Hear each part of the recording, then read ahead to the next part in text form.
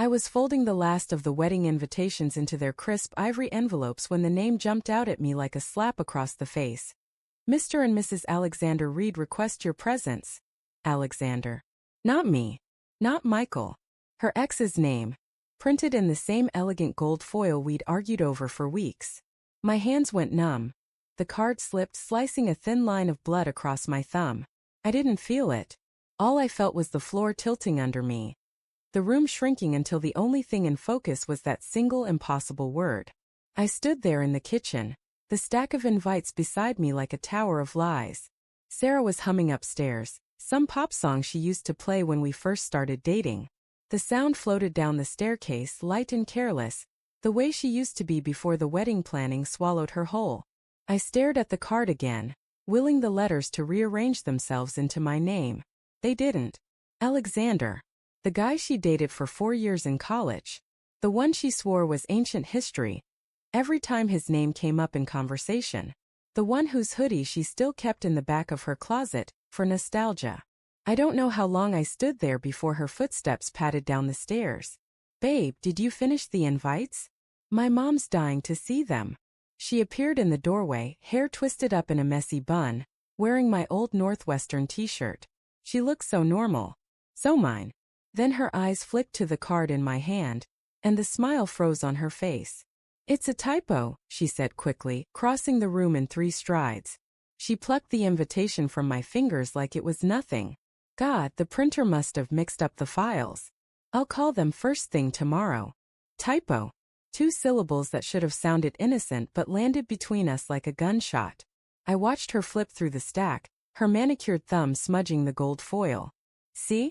Only a few have the mistake. We'll fix it. No big deal. No big deal. I repeated the words in my head, tasting how wrong they felt. Sarah, I said, my voice rougher than I expected. How does a printer accidentally put your ex's name on our wedding invitations? She didn't look up. I don't know, Michael. Maybe I sent them the wrong proof. I was so stressed last week, remember? The venue deposit, the florist drama. She trailed off, finally meeting my eyes. Hers were wide, pleading. It's just a mistake. Please don't make this into something it's not. But it already was something. I could feel it in the way her fingers trembled as she set the invites down, in the way she wouldn't hold my gaze for more than a second. I wanted to believe her. God, I wanted to. We'd been together 6 years. 6 years of inside jokes and Sunday morning pancakes and her falling asleep on my chest during movie nights. 6 years of me thinking we were solid. That night I couldn't sleep. She was curled against me, breathing slow and even. But I lay awake staring at the ceiling, replaying every moment of the past few months. The way she'd started locking her phone when I walked into the room. The late nights at work, that smelled faintly of someone else's cologne when she came home. The way she'd stopped saying I love you first, waiting for me to say it like it was a reflex she'd forgotten. The next morning I called the printer myself. The woman on the phone sounded confused. Mr. Reed? We printed exactly what was submitted. The proof was approved on March 14th at 11:47 p.m. She paused. By Sarah Bennett. Sarah Bennett. Not Reed. Not yet. The name hit me like cold water. I thanked the woman and hung up, my pulse hammering in my ears. Sarah was in the shower singing off-key. I stared at her phone on the nightstand, screen dark and innocent. My hands shook as I picked it up. The passcode was still our anniversary 0923. The phone opened like a confession. I don't know what I expected to find. Maybe nothing. Maybe a reasonable explanation. Instead I found everything. Messages. Hundreds of them. Not just texts, voice notes, photos, a shared Spotify playlist titled A&S Forever. The most recent message was from last night, timestamp 2:14 a.m. while I'd been lying awake beside her. Alexander. Saw the invites. You really did it. Proud of you, babe. Sarah. Had to shut him up. He's freaking out but he'll get over it. Alexander. Still can't believe you're going through with this. After everything. Sarah. I have to. For appearances. You know how my parents are. I scrolled up, my stomach churning. There were photos of them together, recent ones. Her in the dress she'd told me was for the bachelorette party. Him kissing her neck in a hotel mirror. A video of her laughing in his car, the same laugh she used to save for me. The messages went back months, years. They'd never stopped talking. Not really. She'd just gotten better at hiding it. I sat on the edge of the bed, phone heavy in my hand, until the shower shut off. Sarah emerged in a cloud of steam, towel wrapped around her, skin flushed. She saw me with her phone and stopped dead. Michael, don't. My voice cracked like ice. Just don't. She crossed the room slowly, like I was a wild animal. It's not what you think. Then what is it, Sarah? Because it looks like you've been fucking your ex for the last 2 years while planning our wedding. It looks like you put his name on our invitations on purpose. It looks like you never stopped loving him. Her face crumpled. Not with guilt, with frustration. You don't understand. Alex and I were complicated. We always have been. But I chose you. I'm here, aren't I? I'm marrying you.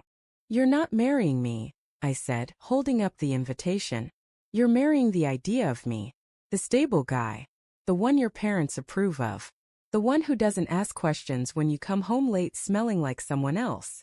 That's not fair. Her voice shook. You think I don't love you? I do. I love the life we have. The apartment, the routines, the way you make coffee exactly how I like it. I love all of that. But you don't love me. The words came out flat, final. You love the version of me that lets you keep him on the side. She started crying then. Big messy sobs that should have broken my heart, but only made me tired. I was going to end it. After the wedding. I swear. I needed to know he'd still be there if. If what? If I wasn't enough. I laughed, a sound that hurt coming out. Jesus, Sarah. 6 years and you still need a backup plan. She reached for me, but I stepped back. Her hand hung in the air between us, trembling. I'm sorry, she whispered.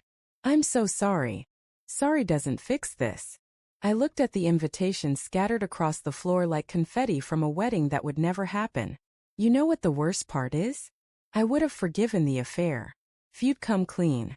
If you'd chosen me for real. But this? Putting his name on our future? That's not a mistake. That's a message. I left that day, packed a bag while she sat on the couch, mascara streaking her cheeks, begging me to stay and talk. But there was nothing left to say. The invitations went into the trash, gold foil glinting like fool's gold. I kept one though. The one with Alexander's name. A reminder. Months later, I ran into her at the grocery store. She was thinner, eyes red-rimmed, pushing a cart with wedding magazines she wasn't reading. She saw me and stopped, the fluorescent lights making her look older than 28. Michael, she said, my name barely a breath. I nodded, not trusting my voice. She looked at the ringless hand I'd shoved in my pocket. I called it off, she said. With both of you. I'm trying to figure out who I am without either of you defining me. I wanted to feel triumph. Or pity. Or something. But all I felt was empty. Good luck with that, I said and walked away. Sometimes I still dream about her. Not the Sarah who betrayed me, but the girl who used to dance in our kitchen at 2 a.m., barefoot and laughing, flour on her nose from late-night cookie baking. I wake up reaching for someone who never really existed. The invitations taught me something no amount of therapy ever could. Love isn't just about who you choose. It's about who chooses you back every single day without a safety net. I kept that one invitation. It's in a box in my new apartment, tucked between old photos and the hoodie she left behind. Sometimes I take it out and trace the gold letters. Alexander Reed. Not a typo. A truth I was too blind to see until it was printed in ink. The real betrayal wasn't her sleeping with someone else. It was realizing she'd never stopped sleeping with the idea of him, and I was just the man she settled for in between.